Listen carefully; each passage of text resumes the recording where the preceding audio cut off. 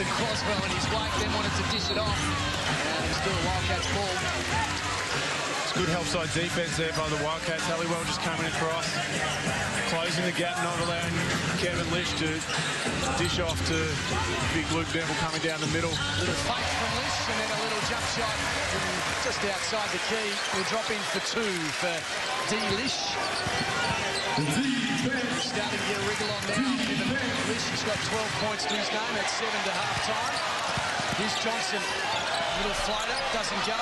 Neville has no idea where it is, and there'll be a foul against Johnson. I thought they were all just going for the ball. He was unlucky there. Very unlucky, I think. Jumped on him. Foul count for this quarter is 5. Croswell have a rest for the 36ers, and I think we've got a timeout here in the jungle. Adelaide 36ers 60, Wildcats 60, all tied up. Back in just a moment.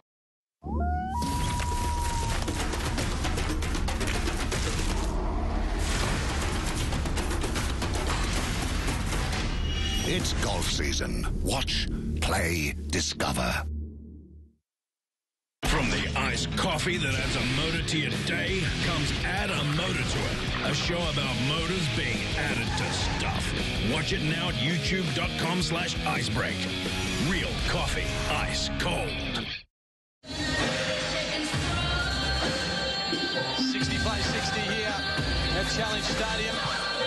Most of us dancers doing their stuff down on centre court, keeping us entertained as both coaches try and find a masterstroke with 4:40 remaining before three-quarter time. What would be the message from Adelaide right now, Tony? You like asking me about the message, don't you? Yeah, I like the message. I know that you're going to be a coach one day. That is one thing I don't wish upon my worst enemy. It's a lot easier being a player, and I tell you, those players that move into coaching, good luck to you.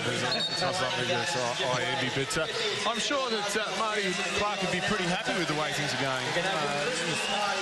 I think they've maintained a bit of an onslaught there from the Wildcats, and they've put themselves in a position that they can really win this.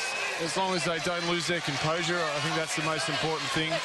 Obviously, a couple of calls they weren't happy with, how they react to that, and channel those sorts of thoughts and that energy is going to be key. So, Darren Ing is an interesting one. Only played a little over 3 minutes in this game as the Wildcats have another turnover.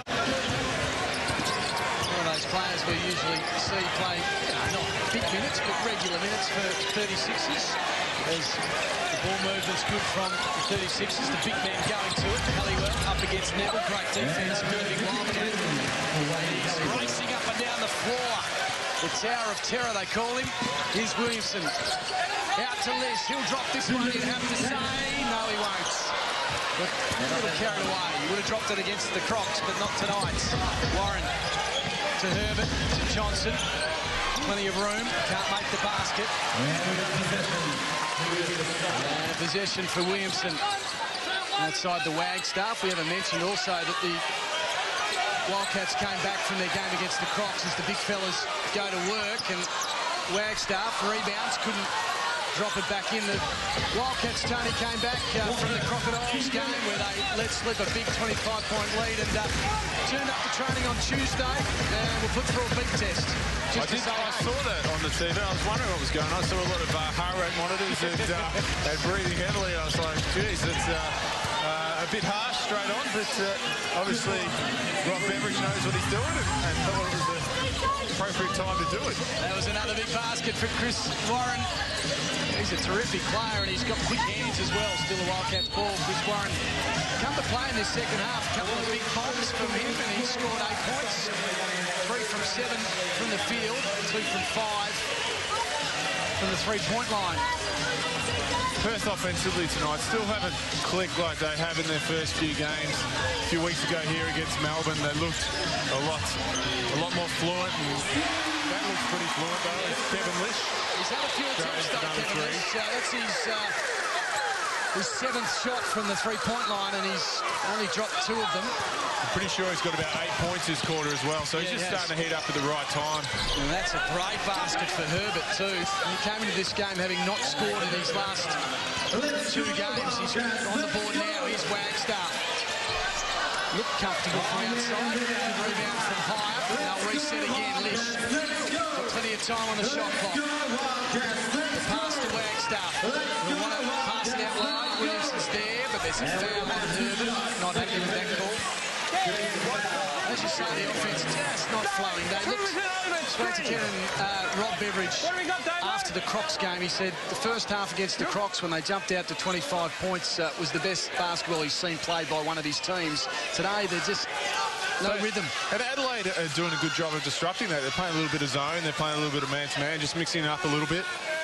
And that can become a bit disconcerting for the offensive team. You don't really know what you're up against. You saw before Kevin Lish tried to enter it into Luke Neville at the top of the key and turn it over, and that's what tends to happen when a team changes up defenses on you. So Warren, quick to get the ball down the court, trying to go coast to coast. And in the end, all they had to do is foul him. It's going to be a hard man to stop. Look at him go. Kevin Lish just reaching in. He's got a couple too, Tony. He's got 4 fouls. There's a bit of concern there. Kevin Lish probably to do that. Probably should have let him lay it up. No, it's always easy to look back in hindsight after you put your hand in there and been called for the foul. But Adelaide seem to, every time that Perth mounts some sort of charge or they make a big play, Adelaide answer in some way. You know, the Wildcats are upping the pressure a little bit, playing up the floor, and Warren goes down there and draws a foul.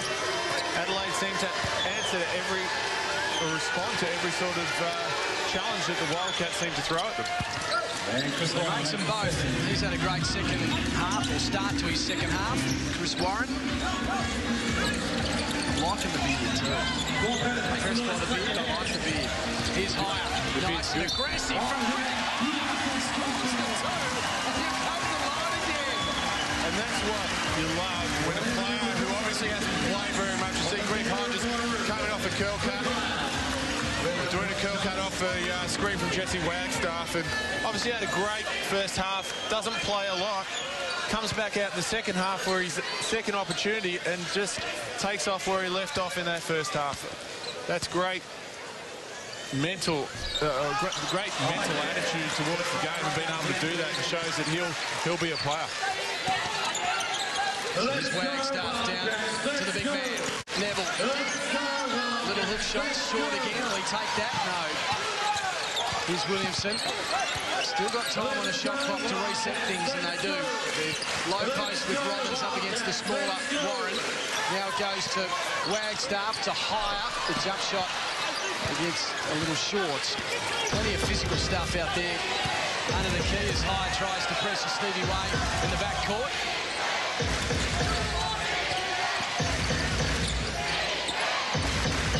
Johnson, here's Warren. He's been hit hot from outside the arc, so he might as well have a ping.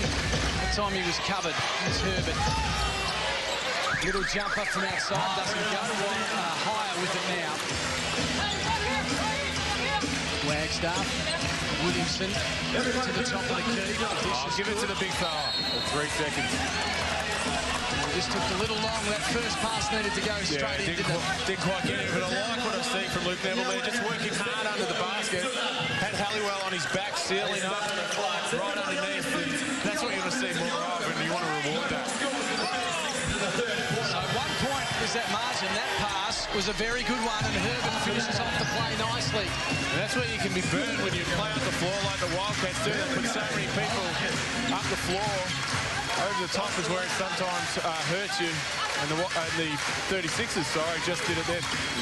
Wagstaff to Williamson, usually a spot-on shooter. He can't take it, and there'll be a foul in there. The physicality is at an all-time high. Brad Robbins just has a bit of a chat to Daniel Johnson.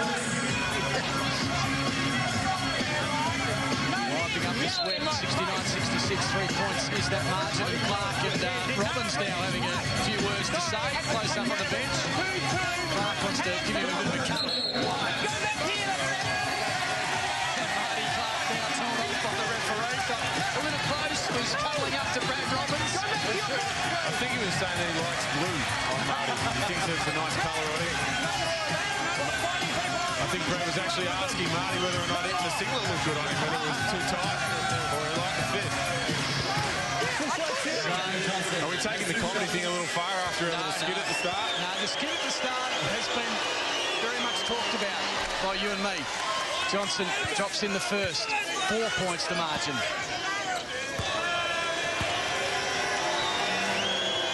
They've shown plenty of spirit tonight, the 36ers. Can they hold on in front of this raucous crowd? 71-66, 5 points is the margin. Higher with it. Now with Robbins. Williamson needs to hit a shot. Is he out of court? Wagstaff throws it into the legs of Johnson. And they'll reset with 10 seconds to go on the shot clock.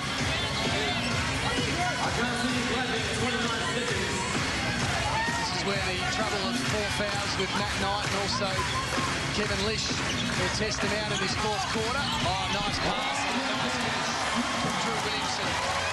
Little one over the top of his head. Sean Redditch also sitting down.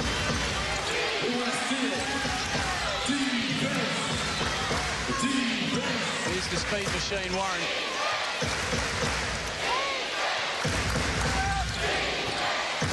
Pass to Johnson, just inside the 3, and that is a great basket.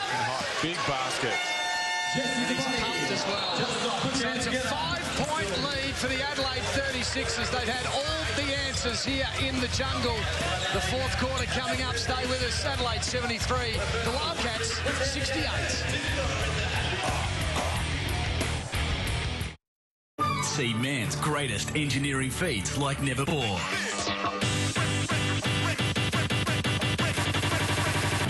All clear.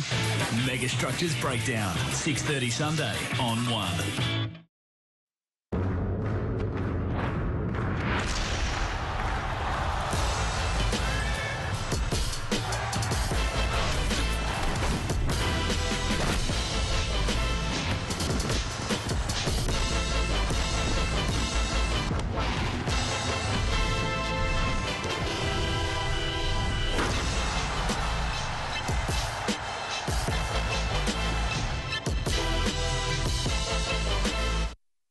Why do we ride? Because our sweat is nothing compared to their tears. Our challenge, nothing compared to their fight. Because we're all on one journey, with one destination, one goal, to conquer cancer.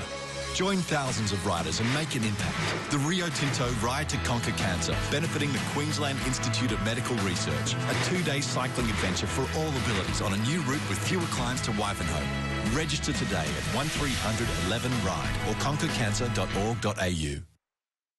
These cowboys are enough to deal with. That's why you should only deal with True Value Solar, Australia's solar specialist and one of the largest providers of solar power.